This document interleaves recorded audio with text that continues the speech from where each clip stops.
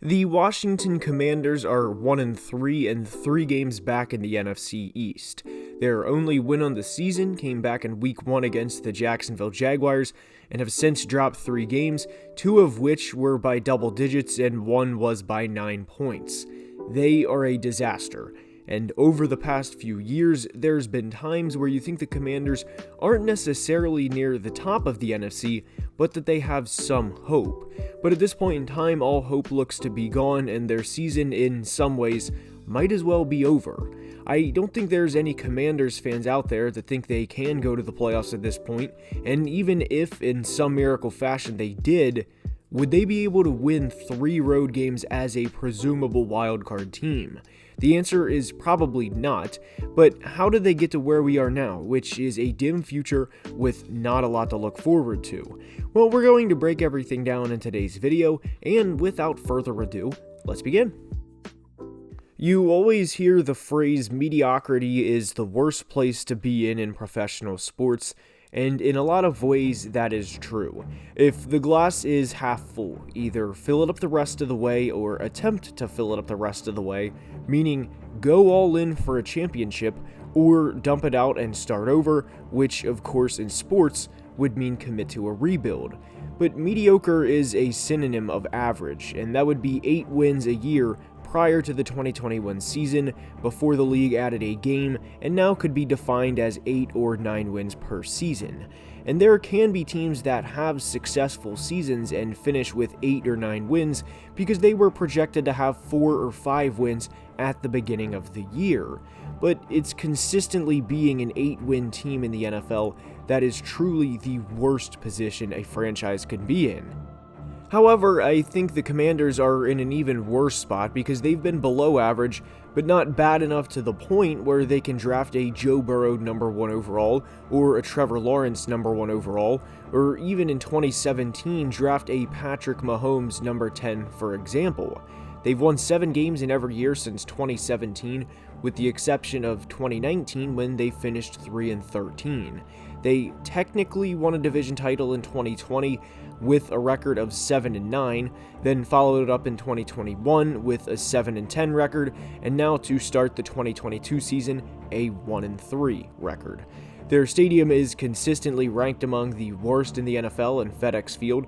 Everyone hates their owner and Dan Snyder, and the Carson Wentz experiment will not work out in the long run.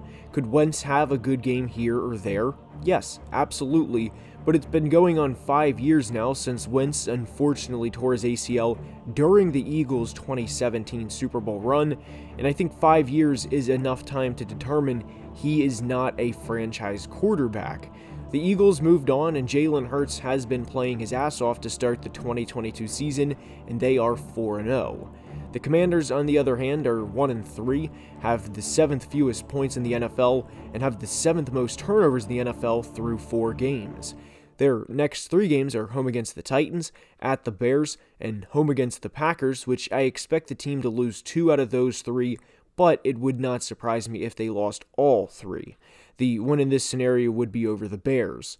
But going back in time for a second, when Kirk Cousins in free agency signed with the Minnesota Vikings, some Commanders, then the Washington R-words, fans were ecstatic because they were finally getting rid of Kirk, but they have been abysmal since. Since Kirk Cousins left, they've finished 29th in points per game in 2018, dead last in 2019, 25th in 2020, and 23rd in 2021. And not surprisingly, they are in the bottom third in the NFL to start the year and are currently 25th in points per game. For reference, they finished 12th in 2016 and 16th in 2017, which were Kirk's final years in Washington. There are 2 things I want to address that need to be discussed within this 5-year time frame of the Commanders and can't be avoided, and they are Alex Smith and may he rest in peace in Dwayne Haskins. Alex had the team playing well in 2018 before the injury and the life-threatening battle of which followed after. That was truly unfortunate from a football perspective for the Washington Commanders to have your team be 6-3 with Smith as the starter, then lose the game he goes down, which if he finishes the game healthy and the injury never occurs, possibly be 7-3 and on the cusp of making the playoffs. and obviously from a human standpoint, everyone was with and rooting for Alex to not even play football again, just to live a normal quality life. And even if Alex Smith finished the season out and the Commanders go to the playoffs, which they more than likely would have, I don't think this team would have beat the LA Rams, which they eventually would have encountered as they were the NFC champions in 2018. Sure, it would have been something to look forward to for Commanders fans, but that 2018 Rams team with Todd Gurley and Aaron Donald and everyone else was a damn good team. And because Alex was 36 years old coming off of a very nasty injury, along with everything that ensued, his future in football was uncertain, and the franchise opted to draft Dwayne Haskins in the first round of the 2019 NFL Draft. Unfortunately, Dwayne Haskins has passed away since. Prior to his death, he was released by Washington in 2020 and eventually signed with the Pittsburgh Steelers. So heading into 2021 with Smith now retired and at the time a former first-round quarterback off the roster, they went with veteran Ryan Fitzpatrick to lead the team, who was injured very early in his lone season with the team, which thrusted Taylor Heinicke in to be the team's starting quarterback. So over the past few years, this truly has been a carousel at quarterback, and the rest of the team has not been overly dominant in any area. The part of the team that I thought would truly be dominant in the future and give Commanders fans something to look forward to hasn't been anywhere close to as good as advertised. They have countless high selections in the defensive line, starting with Jonathan Allen back in 2017, who, credit to Jonathan, has been a very good football player, then Daron Payne in 2018, followed by Montez Sweat in 2019, Chase Young number 2 overall in 2020, and even this past year, a second-round pick in former Alabama defensive lineman Phidarian Mathis. Now, to be somewhat fair, it doesn't help the Commanders that Chase Young tore his ACL in his second season and has not played a game in his third season, but what I will say regarding Chase is he was having a bit of a sophomore slump in 2021 relative to his rookie season in 2020 when he won the Rookie of the Year award. But with the amount this franchise has invested in a defensive line and ultimately a pass rush, they should be making opposing quarterbacks' lives hell every single week. Meet at the quarterback should be the motto of this front four, and in 4 games they are tied for 14th in sacks, are currently tied with the Chiefs and Titans for most passing touchdowns allowed, and have forced just 1 turnover in 4 games, which, not surprisingly, is dead last in the NFL. 1 turnover forced in 4 games is not winning football for any franchise, whether Carson Wentz is your quarterback or Tom Brady is your starting quarterback. The defense, despite how much has been invested in over the past few years, is not playing good football, period.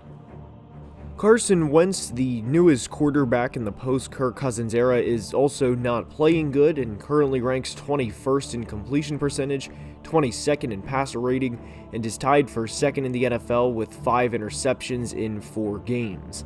And I will credit Carson to a degree because they came out looking strong in the first 2 games of the season as they put up 55 points in 2 games, but have put up just 18 combined points since. He was sacked an insane 9 times against his former team in Week 3. Carson has been particularly bad this year when throwing the ball in the intermediate part of the field, which is defined as 10 to 19 yards from the line of scrimmage. He is completing just 45.8% of his passes, which ranks 32nd in the NFL in that category out of 35 possible quarterbacks, and is 11 of 24 on the year with 174 yards, 4 touchdowns, and 2 interceptions. For all of the faults the Commanders have as a franchise, putting talent around their quarterback is surprisingly not one of them. Terry McLaurin is a back-to-back 1,000-yard receiver, and there is absolutely no reason he shouldn't be a 3-time 1,000-yard receiver by the end of 2022. They also drafted Jahan Dotson in the first round this year, who at the moment is injured, but through the first 4 games was showing promise to be a solid number 2 behind Terry. The secondary is something else entirely, but what has to be remembered with the Commanders is they shouldn't need an overly dominant secondary because of the big boys and the investment they have in the big boys up front. If all of those guys are effectively doing their job, the secondary in theory will have less time to cover receivers because of the push and the pressure the pass rush is generating.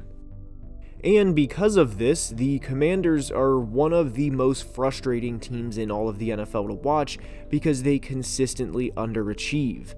This starts from the top with owner Dan Snyder, and this gets into a bunch of other things like facilities, player morale, team morale, and everything in this part of football, which is a very big deal. It's not talked about too often, but it is a big deal. They play in a stadium that can't sell out and have boxed seats at the top of FedEx Field because of this, and their owner is one of the worst in all of sports. I end every weekly recap when discussing the Commanders with "Sell the team, Dan," because I do believe he should sell the team. The last time this franchise won a playoff game was during the 2005 season when Aaron Rodgers was a rookie, current Vikings head coach Kevin O'Connell was a sophomore in college, and Patrick Mahomes was in the 4th grade. Not only are the Commanders not a good team on paper, but I believe this is also a culture thing led from the top down. From a roster standpoint, Carson Wentz is not the answer. Commit to a real quarterback this offseason, and if you have to, trade up to get one of the top 2 guys in CJ Stroud or Bryce Young. Because clearly this carousel of quarterbacks is not working, and winning 7 games per season, and maybe even in some seasons less than 7 games, is only prolonging the problem. The consistently below average Commanders are a mess, and unless they go hard after a young quarterback this offseason, it will only continue.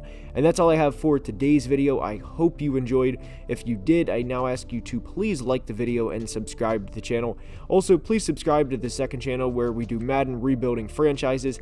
And until next time, as always, please be safe and have a great day. Love you guys.